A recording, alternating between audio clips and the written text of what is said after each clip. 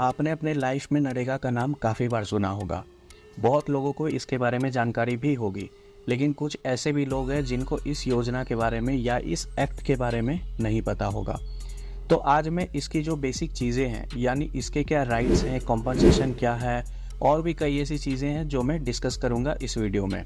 और हाँ, जिन लोगों ने मेरा इंडिया वर्सेस कनाडा कंट्रोवर्सी नहीं देखा, ऊपर राइट साइड आई बटन पे लिंक है, उस पर क्लिक करके जाके देख सकते हैं। इस वीडियो को लाइक, शेयर एंड सब्सक्राइब करें ताकि लोगों को उनके अधिकार का पता चल सके। तो चलिए वीडियो शुरू करते हैं।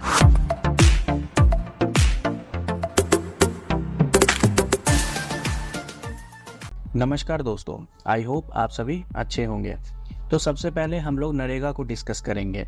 आपने इस योजना के बारे में इतना ज़रूर सुना होगा कि नरेगा से ग्रामीण लोगों को नौकरियां दी जाती है। आप इतना समझिए कि जब भी देश में नौकरी या रोजगार की बात होती है या जब भी रैलियां वगैरह होती है देश में, तो ये नरेगा योजना का जिक्र जरूर होता है। ये एक्ट 2005 के सितंबर में यूपीए गवर्नमेंट यानी जब prime minister doctor Manmohan Singh थे तब आया था। 2005 में एमजी नरेगा का नाम नरेगा था।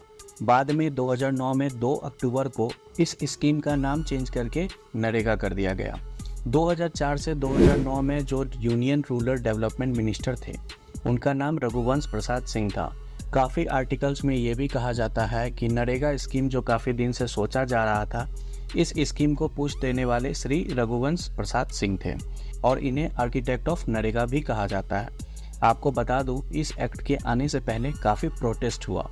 जो मजदूर किसान संगठन थे उन्होंने डिमांड किया कि भैया हर हाथ को काम दो और काम का पूरा दाम दो। ये नरेगा का स्लोगन था, यानी right to work at rural place. और जब ये एक्ट आया तो काफ़ी कंट्रोवर्सी भी हुई, बहुत सारे क्रिटिसिज्म भी हुए देश में। एंड काफ़ी इकोनॉमिस्ट जो थे उनका कहना था कि इंडियन स्टेट के फिस्कल कैपेसिटी को लिमिट करेगा ये स्कीम। और कुछ लोगों का कहना ये था कि ये स्कीम टैक्स पेयर पे बर्डन होगा। बट 2013 में वर्ल्ड बैंक का जो डेवलपमेंट रिपोर्ट आया उसमें इस स्कीम के बारे में ये लिखा था, it is emerged as one of the strongest social security nets for the rural poors in India. और फिर धीरे धीरे जब हर जगह इसके सक्सेस देखे जाने लगे तो जो लोग इस स्कीम को लेके काफ़ी कंफ्यूज थे वो भी शांत हो गए। तो अब कैसे ये सक्सेस किया, तो आइए उस पर भी बात करते हैं। तो भैया इस स्कीम से सबसे पहले लोगों को रूरल एरियाज़ में जॉब मिला। दूसरा, मुझे एग्जैक्ट वैल्यू नहीं पता, बट हाँ अप्रोक्स 9 लाख करोड़ खर्च हो चुका है इस स्कीम के ऊपर। डेवलपमेंट रिपोर्ट के मुताबिक महिलाओं में काफ़ी बदलाव लाया गया है रूरल एरियाज़ में, ताकि महिलाओं को बढ़ावा मिल सके।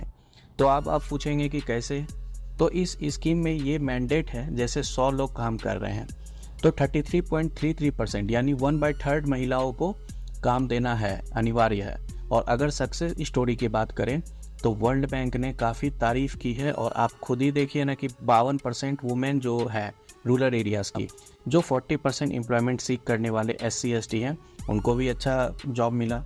इनफैक्ट इसमें अगर आपको जॉब 15 दिन में नहीं मिलता है तो आपको कंपनसेशन मिलेगा। लेकिन एक बात आप लोग भी एग्री करेंगे कि अगर किसी भी चीज़ का पॉजिटिव साइड होता है तो उसका नेगेटिव साइड भी होता है। अब कैसे, तो स्टेट में कई बार पेपर वर्क में डिले हो जाता है, तो कई बार फंड्स रिलीज करने में डिले हो जाता है।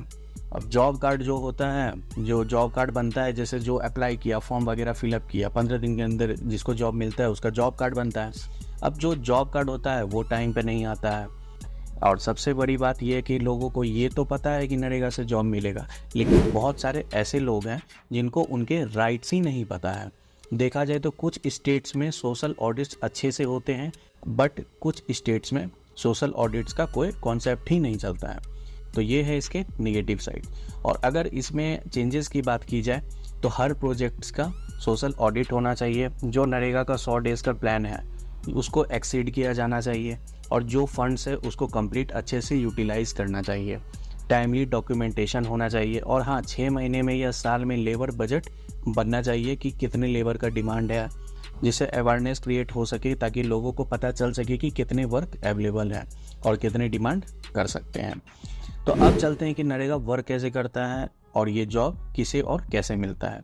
तो जो ये ग्रामीण इलाका होता है, उस इलाके में जितने भी घर होते हैं, उस घर से एक एडल्ट को इस योजना के तहत 100 दिन तक जॉब की गारंटी दी जाती है सरकार के द्वारा।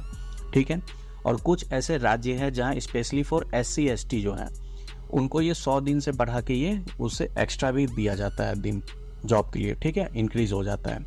और मान के चलिए कि किसी राज्य में फ्लड आ गया या कोई नेचुरल डिजास्टर हो गया, तो उस स्थिति में ये 100 दिन एक्स्ट्रा हो जाता है।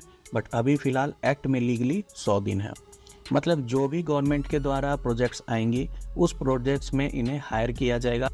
अब बात करते हैं कि किस तरह की नौकरी मिलती है इस स्कीम में। तो जैसे रोड बनवाने का काम, खेती बाड़ी से जुड़ा हुआ काम, उसके बाद आपको हो गया गौशाला बनाने का काम, वो बहुत सारे ऐसे काम है, वृक्षारोपण का काम हो गया। तो ऐसे बहुत सारे काम है जो इस स्कीम से मिलते हैं। इस स्कीम को बहुत ही चालाकी से डिज़ाइन किया गया। अब आप ही सोचिए, जो पढ़ा लिखा इंसान है या जो अच्छा एजुकेटेड पर्सन होगा ऑब्वियसली कुछ अलग काम करेगा, लेकिन जो गरीब लोग हैं जिनके पास एजुकेशन मतलब ढंग से नहीं है, जिनकी आर्थिक स्थिति नहीं है और जिनका लाइवलीहुड रोज के वेजेस से चलता है, वो सब बेसिकली इस योजना का लाभ उठा सकते हैं। जब इस स्कीम को लॉन्च किया गया था 2 फरवरी 2006 में, उस टाइम 200 डिस्ट्रिक्ट को चुना गया था और देखा जाए तो लगभग हर जगह, यानी जहां ज़्यादा रूरल एरियाज़ हैं या ज़्यादा डेवलपमेंट नहीं है यानी ग्रामीण क्षेत्र, वहां इस स्कीम को लागू किया जाता था। नरेगा को ग्राम पंचायत लेवल पे इम्प्लीमेंट किया जाता है और सबसे अच्छी बात इस योजना की ये है कि जिन लोगों को नरेगा स्कीम के द्वारा नौकरी मिलती है वो नौकरी उसके घर से 5 किलोमीटर के अंदर मिलती है। और अगर आप नरेगा में फॉर्म फिल कर दिए हैं और किसी कारणवश अगर 15 दिन के अंदर नौकरी नहीं मिलती है तो सरकार इसके बदले आपको अनएम्प्लॉयमेंट अलाउंस देगी। अगर काम मिल जाता है तो आपको मिनिमम वेजेस यानी जो भी स्टेट गवर्नमेंट या सेंट्रल गवर्नमेंट के द्वारा फिक्स किया गया है वो आपको मिलेगा। देखा जाए तो 2022-23 वाले इकोनॉमी सर्वे में 6.49 करोड़ हाउस होल्ड्स ने इस स्कीम के अंदर जॉब डिमांड किया था और 6.48 करोड़ लोगों को ये जॉब ऑफर भी मिला। 5.7 करोड़ हाउस होल्ड्स ने इसका लाभ भी उठाया। तो दोस्तों ये था पूरा नरेगा स्कीम्स के बारे में। आई होप मैंने सारी जानकारी अच्छे से दे दी है नरेगा से रिलेटेड। इनफैक्ट मैंने इसके पॉजिटिव्स एंड नेगेटिव साइड्स भी बताए हैं। और जो अगली जो वीडियो आएगी उसमें हम लोग RTI के बारे में जानेंगे कि RTI क्या है, RTI फाइल कैसे करते हैं, RTI एक्ट कब आया और 2018 में जो अमेंडमेंट हुआ उसमें क्या चेंजेस आए, और हाँ एज यूजुअल उसके पॉजिटिव एंड नेगेटिव साइड्स भी बात करेंगे। दोस्तों ये वीडियो अच्छा लगा हो तो please like share and subscribe करें और अगर कोई भी क्वेरी हो तो प्लीज़ कमेंट करें। Thank you for watching. जय हिंद, जय भारत।